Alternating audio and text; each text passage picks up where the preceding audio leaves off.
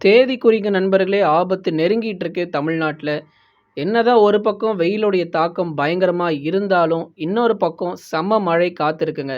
இப்படியே தான் நம்ம தினமும் சொல்லிக்கிட்டே இருக்கிறோம். ஆனா, மழை மட்டும் வரவே மாட்டேங்குதுன்னு பலரும் புலம்பிக்கிட்டு இருக்கீங்க. கவலைப்படாதீங்க. அதுக்காக தான் தேதி அப்படிங்கிறது ஒண்ணு சொல்றோம். எந்த டேட்ல மழை வருங்கிறது தெளிவா கேட்டுக்கிட்டீங்க அப்படின்னா, கண்டிப்பா அந்த தேதியில நீங்க மழை எதிர்பார்த்துடலாம். சொல்ற தேதிக்கு முன்னாடியே நீங்க மழை வரணும் அப்படின்னா, அது கண்டிப்பா வராது.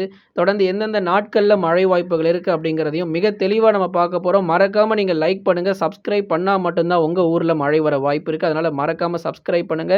எதனால அப்படின்னா, நம்ம அப்பதான் சொல்லுவோம். எந்த தேதியில மழை வரும்னு சொல்லுவோம். நீங்க அந்த தேதிய நீங்க சரியாக கேட்டு பயன்பெற்றுக் கொள்ளலாம். மறுபடியும் ஒரு கனமழை, மிக கனமழை, சூறாவளி காற்று, ஆலங்கட்டி மழை இது எல்லாமே நம்ம தமிழ்நாட்ல காத்திருக்கு. ஆனா, அதற்கு நீங்க கொஞ்சம் பொறுமையாக இருக்கணும் அப்படிங்கிறதையும் உங்களுக்கு தெளிவாக நம்ம சொல்லிடுறோம். அடுத்தடுத்து வரக்கூடிய நாட்கள்ல பல மாவட்டங்களில் இந்த கன முதல் மிக கனமழைங்கிறது ரொம்ப தீவிரமா இருக்கும்.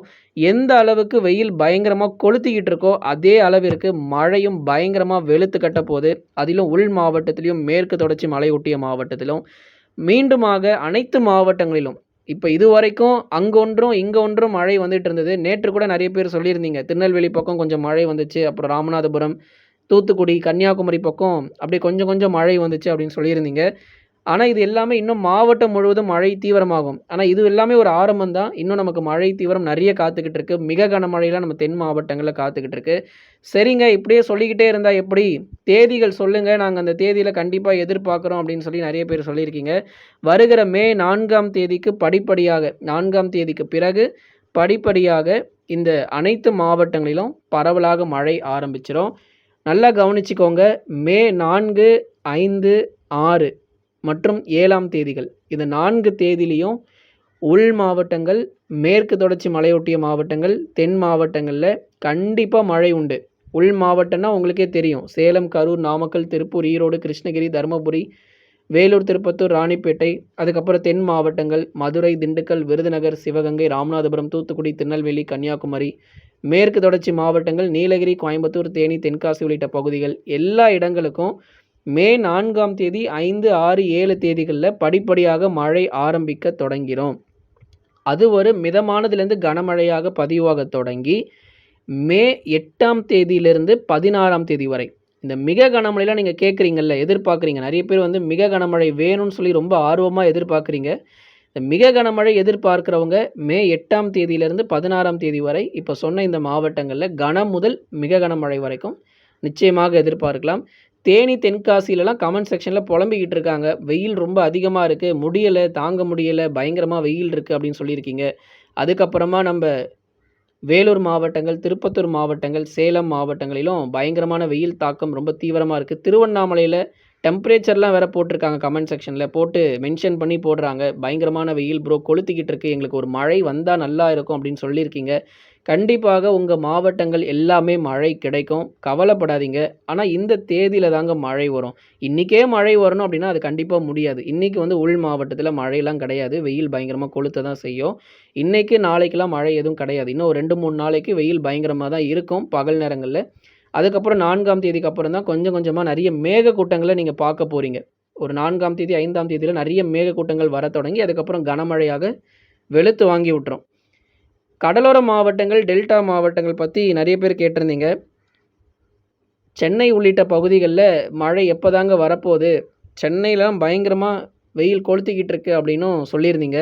அதையும் நம்ம நிச்சயமா பார்த்துடலாம். சென்னை, திருவள்ளூர், காஞ்சிபுரம், செங்கல்பட்டு, விழுப்புரம், கடலூர், புதுச்சேரி மற்றும் காரைக்கால், கள்ளக்குறிச்சி உள்ளிட்ட மாவட்டங்களில் பெரும்பாலான பகுதிகள், அதாவது பெரும்பாலான பகுதிகளிலும் இந்த மழை பொழிவு அப்படிங்கிறது ரொம்ப தீவிரமா தான் இருக்கும். இந்த மிக கனமழை கேட்டிருந்தீங்கல்ல, அது கண்டிப்பா மே 2வது வாரத்தில தமிழ்நாடு முழுவதுமாக கிட்டத்தட்ட எல்லா மாவட்டங்களிலும் கன முதல் மிக கனமழைங்கிறது பதிவாகிரும்.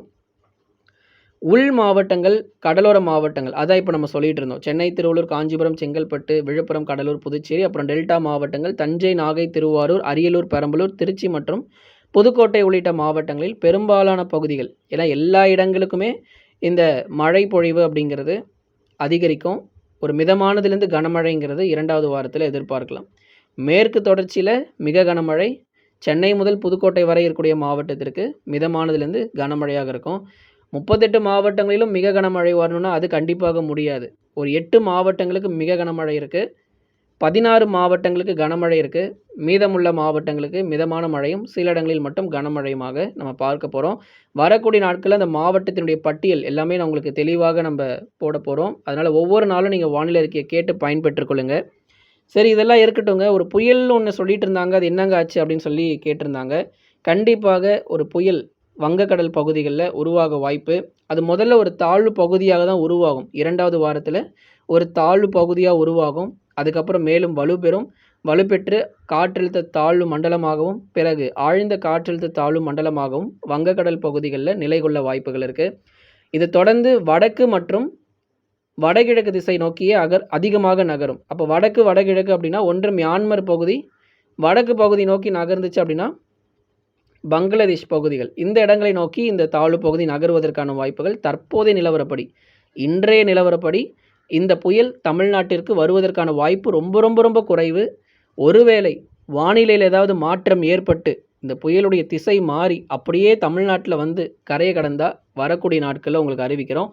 தற்போதைய நிலவரப்படி ஒரு தாழ்வு பகுதி உருவாகும். அது மேலும் வலுப்பெறும் தாழ்வு மண்டலமாக மாறும். மே 2வது வாரத்தில் பார்க்க போகிறோம். அது தொடர்ந்து வடக்கு திசை நோக்கி நகரும். மியான்மர் பகுதிகள் அல்லது பங்களாதேஷ் பகுதிகள் நோக்கி நகரலாம் என்ற எதிர்பார்ப்புகள் அதிகமாக இருக்குது. ஏதேனும் வானிலையில் மாற்றம் ஏற்பட்டு திசை மாற்றம் ஏற்பட்டு தமிழ்நாட்டை நோக்கி நகர்ந்தால் வரக்கூடிய நாட்களில் உங்களுக்கு கண்டிப்பாக நம்ம அறிவிக்கிறோம். அதனால் கவலைப்படாதீங்க. மழை வாய்ப்புகள் அதிகமாக இருக்குது. புயல் வருதோ இல்லையோ நமக்கு மழை நிச்சயமாக இருக்கும். அதில் எந்த மாற்றமும் இல்லை. சூறாவளி காற்றெல்லாம் ஒரு பக்கம் இருக்குது. ஆலங்கட்டி மழை பொழிவு நம்ம பார்க்க போகிறோம். உள் மாவட்டங்கள் சேலம், கரூர், நாமக்கல், திருப்பூர்லாம் மே 2வது வாரத்தில் ஆலங்கட்டி மழையெல்லாம் நமக்கு அதிகமாக வரும். வேலூர் மாவட்டங்களில் ஆலங்கட்டி மழை வாய்ப்புகள் அதிகமாக இருக்குது. நிறைய இடங்கள் அந்த ஐஸ் மலை அப்படின்னு சொல்கிறது போல் சூப்பரான அந்த மழை பொழிவுகள் நம்ம பார்க்க போகிறோம். கமெண்ட்ஸில் எல்லாருமே நீங்கள் போட போகிறீங்க, செம மழை ப்ரோ, எங்கள் ஊரே ரொம்ப ஜில்லுன்னு இருக்குது அப்படின்னு சொல்லி இந்த மே 2வது வாரத்தில் நிறைய பேரோட கமெண்ட்ஸை பார்க்க போகிறோம். அதனால் உங்கள் நண்பர்களுக்கெல்லாம் தெரியப்படுத்த ஷேர் பண்ணுங்கள். நீங்கள் மட்டும் டெய்லி பார்த்துக்கிட்டே இருக்காதீங்க. உங்கள் ஃப்ரெண்ட்ஸ் சர்க்கிள், அதுக்கப்புறம் உங்கள் உறவினர்கள் எல்லாருக்குமே நீங்கள் வந்து தெரியப்படுத்துங்க, ஷேர் பண்ணுங்கள். கடந்த 24 மணி நேரத்தில் அதிகபட்சமாக உள் மாவட்டங்கள் வெப்ப அலை வீசி இருக்குங்க. வீசி கொளுத்தி இருக்கு. நம்ம சேலம், கரூர், நாமக்கல், திருப்பூர், ஈரோடு, கிருஷ்ணகிரி, தருமபுரி, வேலூர், திருப்பத்தூர், ராணிப்பேட்டை போன்ற மாவட்டங்களில் பயங்கரமான வெயில்லாம் கொளுத்திக்கிட்டு வருது. கிட்டத்தட்ட 43லேருந்து 44 டிகிரி செல்சியஸ் வரைக்கும் கடும் அனல் காற்று, அந்த வெப்பநிலைங்கிறது ரொம்ப தீவிரமாக அதிகரிச்சிருக்கு. ஏன்னா போன வருஷமே நமக்கு 43.7 மீனம்பாக்கத்தில் அதிகபட்ச வெப்பநிலையே அதுதான் போன வருஷம். ஆனால் இந்த வருஷம் 43ஐயும் தாண்டி போயிட்டுருக்கு. இது எங்கே போய் நிற்க போகுது அப்படின்னு சொல்லி நிறைய பேர் கேட்குறீங்க. இது எல்லாமே முடிவுக்கு வரும், கவலைப்படாதீங்க. அதுக்காக தான் தினமும் மழை பற்றி நம்ம பேசிக்கிட்டு இருக்கோம். வெயில் எல்லா இடங்களிலும் இருக்க தான் செய்யுது. ஆனால் அந்த மழை எப்போ வருங்கிறது தான் எல்லாருடைய சந்தேகமாக இருக்குது. அந்த சந்தேகத்தை தான் நம்ம ஒவ்வொரு நாளும் நம்ம வந்து வானிலை அறிக்கையில் சொல்லிக்கிட்டு இருக்கோம். அதனால் நம்ம சொல்லக்கூடிய தேதிகளை எதிர்பாருங்க. மறக்காமல் லைக் பண்ணுங்கள். எல்லாருமே சப்ஸ்கிரைப் பண்ணுங்கள், சப்போர்ட் பண்ணுங்கள். கண்டிப்பாக உங்கள் எல்லா மாவட்டங்களிலும் மழையோடு நம்ம வந்து பார்க்க போகிறோம். இந்த மே மாதங்கள் எப்படி இருக்க போதோ அப்படின்னு சொல்லி நீங்கள் பயப்பட தேவையில்ல. மிக கனமழையோட மிகச்சிறப்பாக இந்த மே மாதங்களில் நம்ம பார்க்கலாம். லைக் பண்ணுங்கள். ஒவ்வொரு நாளும் வானிலை அறிக்கையை கேட்டு பயன்பெற்றுக் கொள்ளுங்கள்.